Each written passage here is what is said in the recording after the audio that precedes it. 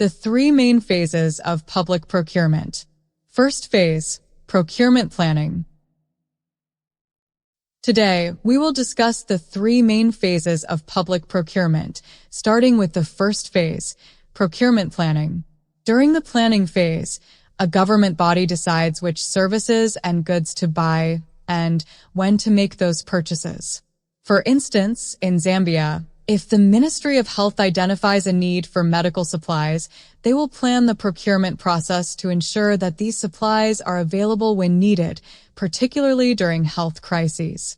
Second phase, tender procedure. The second phase involves establishing and executing a tender procedure with the aim of concluding a contract. Here, a contractor is selected and terms and conditions are drafted for the contract. In Zambia, this could involve a public tender for a construction project, such as building a new school or hospital. Procurement rules generally focus on this phase, which may be regulated by national, supranational, or international procurement regimes depending on the monetary value and subject matter of the contract. For example, if a Zambian government agency wants to build a new road, they will issue a tender inviting companies to submit bids.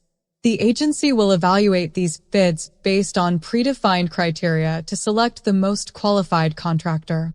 Third phase, contract administration.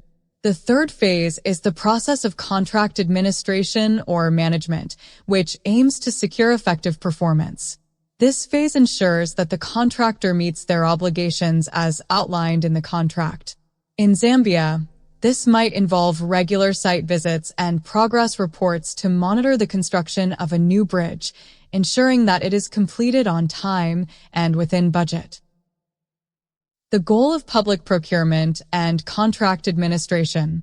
The primary goal of public procurement is to award timely and cost-effective contracts to qualified contractors, suppliers, and service providers. This supports national and local government operations and public services in accordance with established principles and procedures. For instance, if the Zambian government needs to procure textbooks for schools, the procurement process aims to select a supplier who can deliver these books on time and at a reasonable cost, thereby enhancing the educational experience for students. Conversely, the goal of contract administration is to ensure that proper mechanisms are in place to monitor and evaluate the performance of contractors, suppliers, and service providers. This ensures that any deficiencies observed in contract execution are promptly addressed. For example, if a contractor fails to meet the delivery schedule for medical supplies, the contract administration team must take appropriate actions to remedy the situation, such as imposing penalties or seeking alternative suppliers. There is a clear distinction between public procurement and contract administration. This distinction reinforces the importance of each by identifying and focusing on their specific purposes. Classification of procurement. Given the above, it is important to further classify procurement according to the sector it serves, public or private.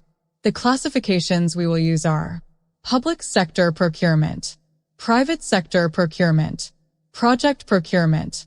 A. Public sector project procurement. B. Private sector project procurement. Characteristics of public sector procurement. Public sector procurement has several key characteristics. The items procured can range from very low-value items, such as office pins, to large, complex projects costing billions of kwacha, such as infrastructure development. Procurement is funded through public resources and is intended for public consumption.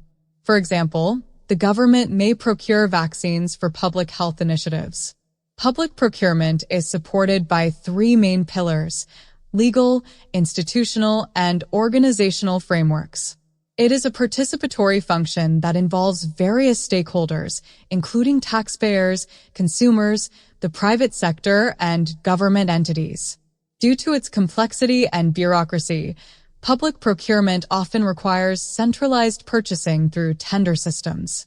It serves as an economic tool with social, economic, and political impacts, attracting interest from the general public, civil society, and professional organizations.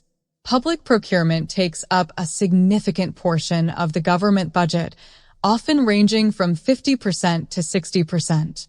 Through this procurement, governments provide essential services to citizens, including education, health, and infrastructure. It emphasizes non-discriminatory and equitable treatment for all bidders, ensuring that there is no corruption or collusion, while maintaining accountability and transparency. Private sector procurement. On the other hand, private sector procurement refers to the process of acquiring goods and services to satisfy the needs of a particular private entity, usually a business. These goods and services are essential for business operations.